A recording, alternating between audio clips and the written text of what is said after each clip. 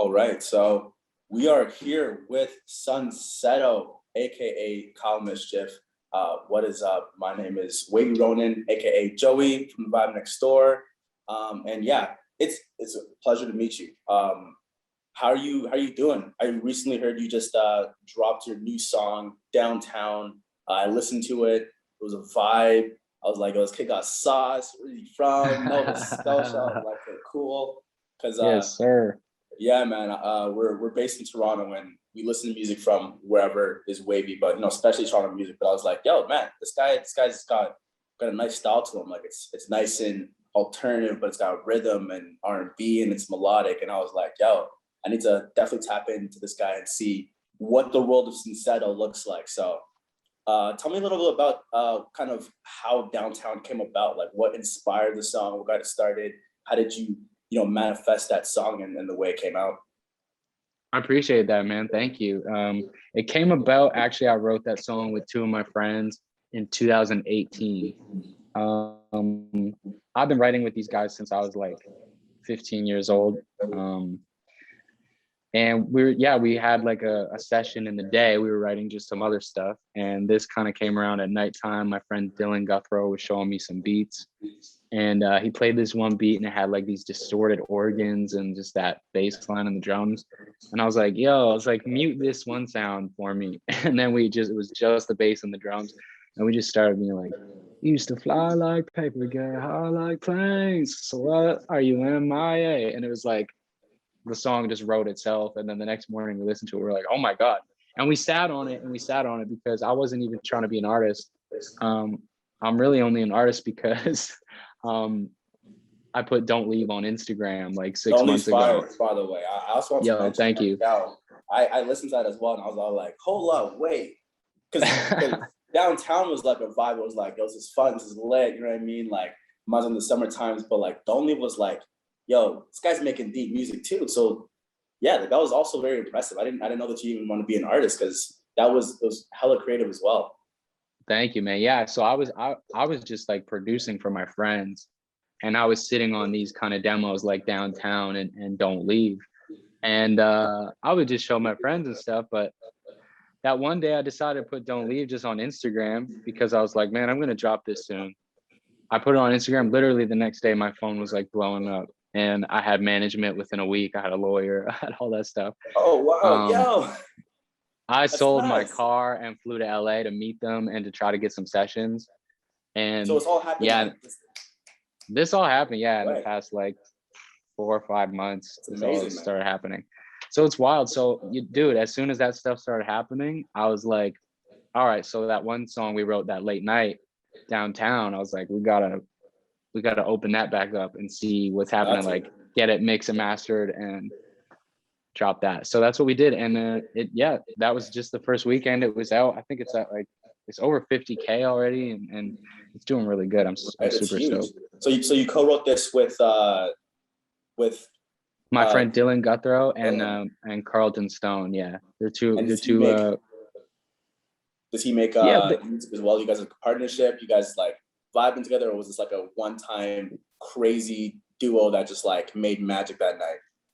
No, I mean we make fire all the time, but we have a lot of unfinished stuff. But he's a songwriter. He has a publishing deal in Nashville. He writes a lot of country stuff. But he can play every instrument, and on his off time he makes like grimy hip hop R&B stuff with me. That's dope. That's dope. Yeah, that's sick, man. Yeah, so like, is there anything that you guys found was like, one of your biggest style elements? Because I felt like with Downtown and even like Don't Leave, like you have this like super unique kind of like vibe to you. And like, I listen to straight vibey music. Like I used to kind of be a huge fan of R&B, which I still am. I love R&B to like to the maximum. But like, I feel like the new creativity these days is all about kind of like the expressive vibe you have. So how did you and Dylan kind of like create that style when you did make Don't Leave as well as Downtown? I think that's the music that I've always loved, is like a mix between alternative stuff, because I skated for so long and just listened to like, I don't know, weird alternative music. But I'm also like, Yeah, I mean, but also when I was a kid, I was really into NSYNC and that No Strings Attached album, and like Nice. I don't know, just their corny R&B pop, like trying to copy like Boys to Men, but like in this pop lane. That Yeah. always stuck with me since I was young, and like I feel like I'm glad you said like alternative and R&B because that's how I describe it, and Yeah, that's man. just Like kind you of got like a the very vibe. like not like edgy, but it's like a nice harmony of like different kind of like, rhythmic, harmonious kind of like melodic frequencies. Like that's kind of impressive that you're able to take those inspirations and incorporate that into your current sound, especially like these days with the kind of R&B and pop that even comes out. But tell me a little bit about your other inspirations. Like, do you have any other kind of music favorites that kind of influenced the kind of vibe you ended up landing upon and how you developed your sound? Definitely Kevin Parker, like Tame Impala. Tame Impala, nice. Yeah, just like I kind of get his decision to like do it all himself because I feel like I can hear how I want the arrangement to be.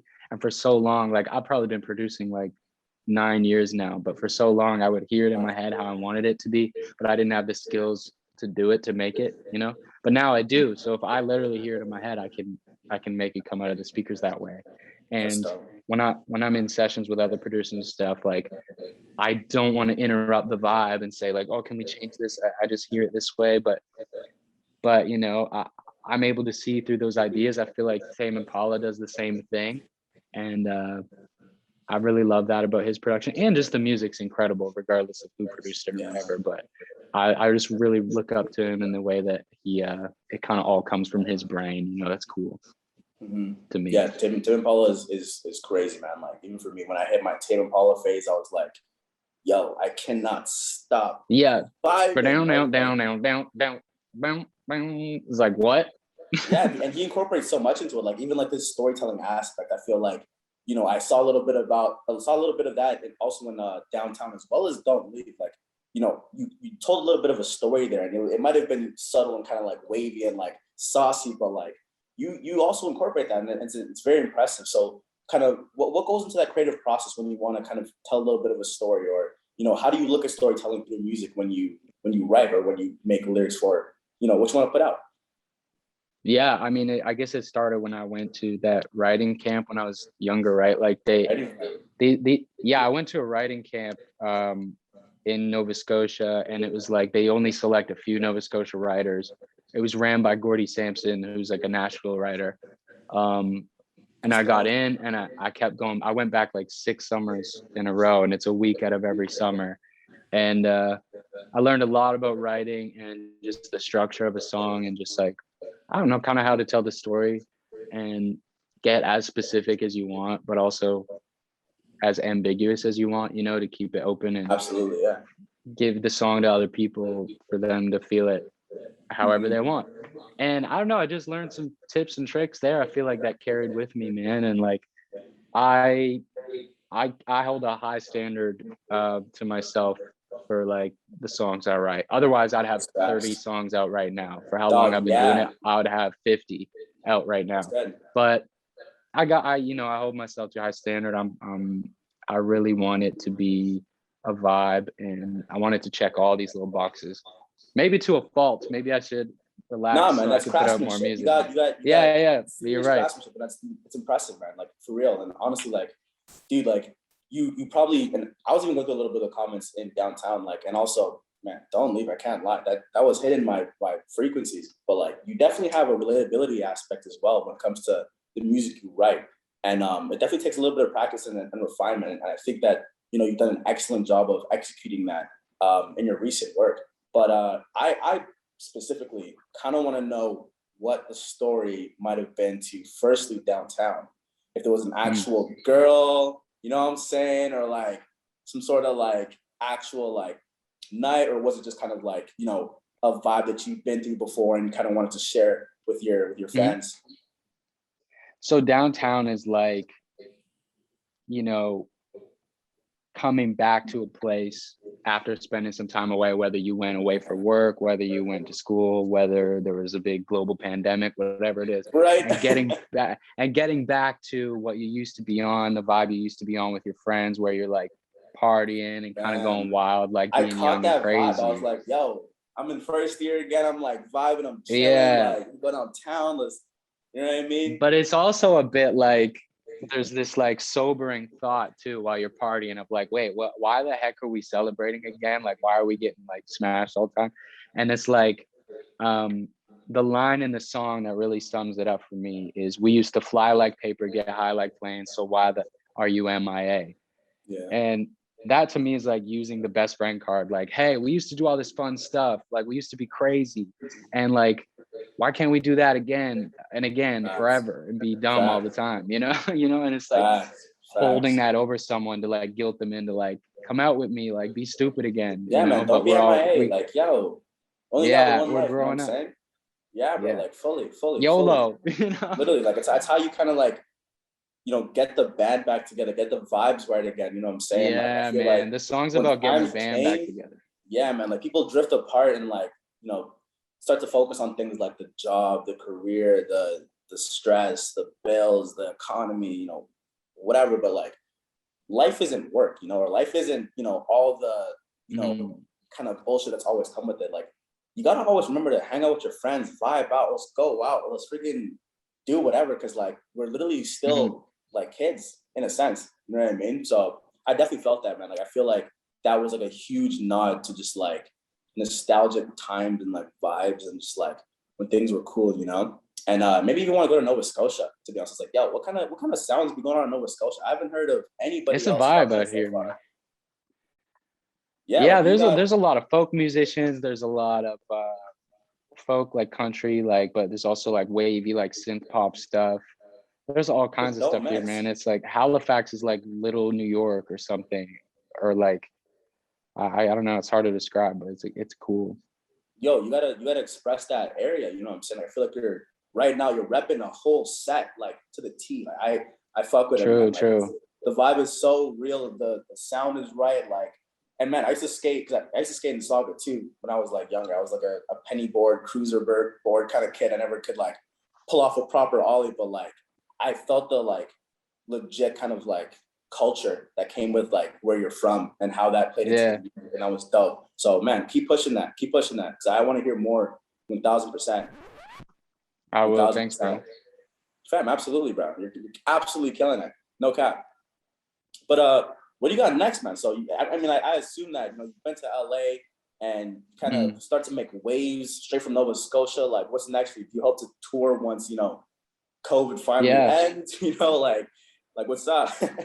It's been crazy. Like I went there to meet my team and to try to get some sessions because my management that I signed on with, they have been telling people about me too, and they're like, "Man, if you get out here, maybe you can make some stuff happen." So I went out there, did a session with one of my songwriting heroes, Nolan Lambrosa. He's written some massive songs, and he's always been a favorite of mine. We wrote a crazy dope song. It's gonna be on my EP. And I got like 2 other songs or maybe 3 that no one's ever heard yet. But I've honestly still managed to save some of my best work. So I'm really excited about that. That's what I want to hear. Yeah. I can tell, man, like Don't Leave was hitting and like Downtown was a whole, I'm like, this guy's definitely got some versatility in the bag. That's crazy. No, I still got some. I got some crazy stuff on standby. So I'm just waiting for the right moment, but it won't be too long. That's lit. I rate that, man. That's dope. So you're dropping an EP as well. When's that coming out? Yep. It's coming out in the fall. There's a lot of dates in my mind right now, scrambling. I'm pretty new to this. Like, I was just gonna like just get stoned and make beats for the rest of my life. So this is a whole new thing for me. But you got talent, man. You don't ask for talent. You know what I mean? It just gets handed to you. No cap. It's just gifted. Facts. Yeah. So it's gonna drop in the fall, and it's gonna be a 7-song EP. And then, I'm going to try to hit the road, whether it's accompanying someone or just with me. I don't know. I'm going to figure it out with my team, but that's definitely in the cards because I've been playing shows actually for a bit since I was young, and I stopped to take a break to learn production and stuff. But doing shows is one of my favorite things, and it's going to be lit. That's amazing, man.